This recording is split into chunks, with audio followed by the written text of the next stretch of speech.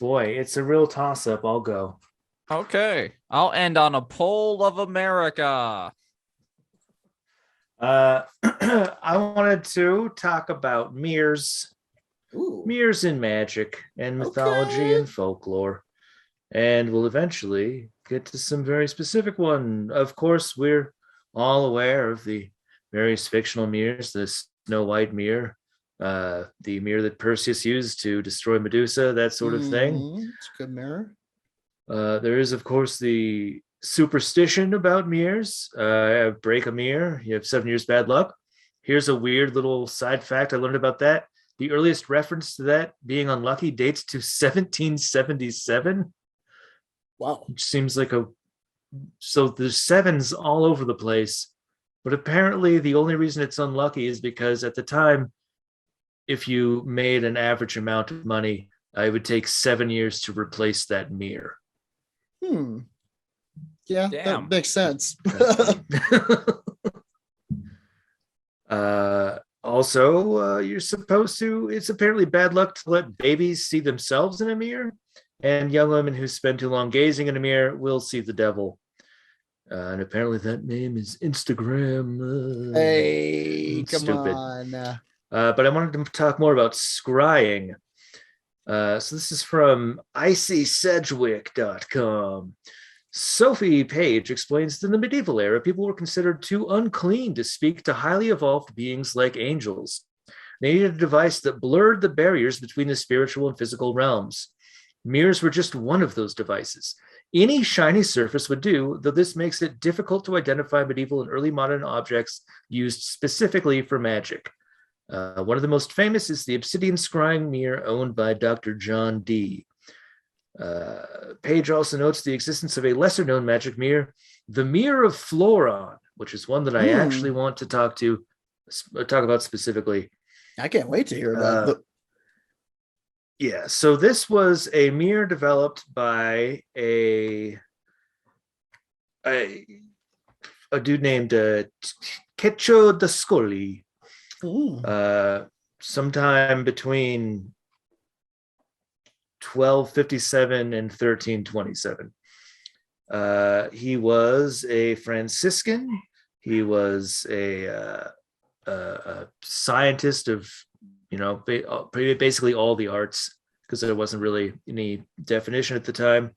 Anyway, he ended up getting burned at the stake for doing a bunch of cool magic shit with astrology, and he built a mirror to summon the demon of Floron. Oh shit. For pleasure or profit. Well, just to talk to hang out. And I couldn't find a ton of stuff about Floron specifically. All we really know is that Cecco d'Ascoli, being a father of Solomonic ceremonial magic, one of his most heretical revelations was he built the description to summon Floron. Floron apparently had fallen from the order of cherubim and served under the Getic king Amaymon. And I found this 15th century translated manual of necromancy that specifically talks about how to summon Floron. So I thought we might talk about this. I was going to, for Halloween, actually summon Hecate. I thought that would be a fun thing for us to do, but I started looking into it, and I was like, you know what? Maybe we shouldn't fuck around with this in a glib manner. Yeah, always a wise choice. So there are in the Handbook of Necromancy, it's the Munich manual is what they call it. It has 5 experiments involving mirrors. The first of which is the Mirror of Floron. One of them is the Mirror of Lilith, and then several other mirrors of various demons. Anyway, the Mirror of Floron, if this page will load, this is a translation, presumably from Latin, translated to something else, translated to English.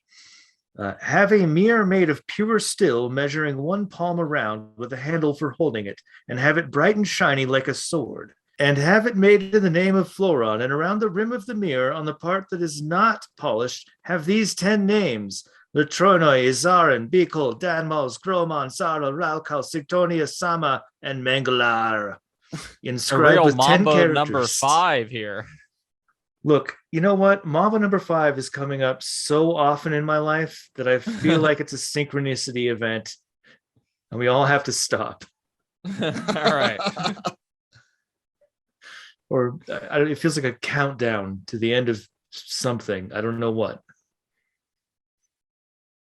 Inscribed with 10 characters with the name of the aforesaid spirit Floron written in the middle. After it's been made, it should be anointed with pure and bright balsam and fumigated with aloes, ambergris, myrrh, and white frankincense. When this has been done, the master of this work should sit and have this mirror held with both hands by a virgin boy before his chest. Whoa. The Specific. master, it's very specific. The master himself should be bathed and dressed in clean garments. Before he begins to exercise this work, she should sprinkle in the air honey, milk, and wine mixed together in equal proportions, while saying, "Oh, Floron, respond quickly in the mirror as you are accustomed to appear." You can't sprinkle. I'm sorry, but you can't sprinkle Honey. honey in the air. In the end, no. I doesn't mean, you work can like that. fling it. Nope. No. You can't even really do that. It's way too sticky. All right. I mean, you could maybe if like I find a video, bound we're it gonna watch around. it. Then it goes into a very long conjuration in who knows what language this is supposed to be transliterated from. After recited, the master should look in the mirror, and he will see an armed knight seated on a horse, and his squire accompanying him. The knight will dismount from the horse, and his squire will hold the horse. He will greet the knight with the words, "Se desperata de santissime visibiliter Hey. Piziomo." That guy's a demon. Careful. Indeed. This And is for sure Floron. And then the master may ask him about past, present, and future things, and he will at once give full response in writing. Oh, well. Yeah, this should not seem unbelievable to you, or whoever may execute this work, for when you have carried out these things 9 times, the same spirit will clearly reveal face to face orally all things which previously he has indicated in writing. And so when you have completed everything according to your will, command the spirit to withdraw in peace and return according to the command of the master when he is summoned. Which is a real fun, like you build this incredible magical mirror. Mm-hmm. And then even so, you have to go through all these steps. You have to do it 9 times, and the guy sends you a fax from hell 9 times. And then finally Before- he's like, what? And then he can actually confirm all of the things. Yes, I sent you the fucking email. Didn't you get it? There's a second version of the Mirror of Floron that adds a detail. The mirror has to be made on the first hour on Friday under a waxing moon. The sculptor or workman must be chaste for 9 days beforehand, must be bathed, and must wear clean clothes.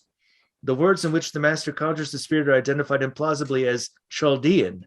The master's greeting at the nights is Parate in Silito Gitramon, which approximates an obviously meaningful statement, even less than the greeting in the first 5 versions, or the first version. And the knight who has at first answered questions in writing will answer per exercitium at night and orally throughout the day, revealing all things beneath the moon. I don't know. I think I've talked about mirrors before, but I'd never found anything very specific like this about how to use one to summon a demon. And it's kind of interesting. This dude, his model for mirror making went down in history. Several people were burned at the stake for doing the exact same thing. Crazy. At So which you know point, he was onto some real shit. Oh, yeah. Yeah. At which point, a lot of necromancers started doing this thing where they would paint a concave mirror 5 times over black, and then just have to like move their head in and stare at their own face and repeat things until Satan or whoever appeared in front of them. which was really interesting. And Well, somehow that kept that him would do from it. being burned at the stake. Yeah, that is you like that will happen. That's like a proven like perceptory effect. If you look at yourself for too long, you start to derealize. Yeah. Start to see the real you beyond reality. Yeah, right. Dim the lights a little bit, see what shows up.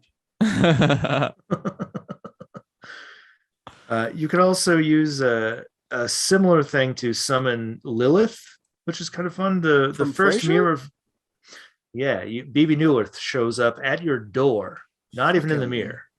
All right. Yeah. But she serves you with divorce papers, no matter who you are. She's Absolutely. very unhappy. Someone's Absolutely. gonna divorce her. She doesn't care who it is. Mistreat me, Lilith. The first mirror of Lilith is dedicated to this ancient Hebrew demon and her followers and her knights. Not that one. Although the text seems to slip into calling the spirit violet before the experiment is over. Oh, whoops. The master commands these demons to appear in non-threatening form and answer questions. The mirror itself can be made in the form of a shield, but need not be. The master prays to Lilith to come in her own appearance, not in that of ravens, conjuring her to sit with him whenever the master wants. She'll appear in a mirror with 2 or more servants who will tell the truth and give appropriate signs regarding a theft, murder, or other circumstance. It goes on. There's a whole bunch of other mirror experiments that this necromancy manual details.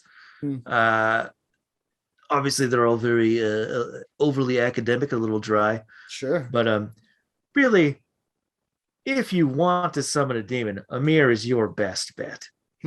It turns out. Okay. Specifically a concave mirror built by some sort of servant in the waxing moon on a like June Friday or something. There you go, folks. Get yourself a summoner's mirror. Get a nice little mirror.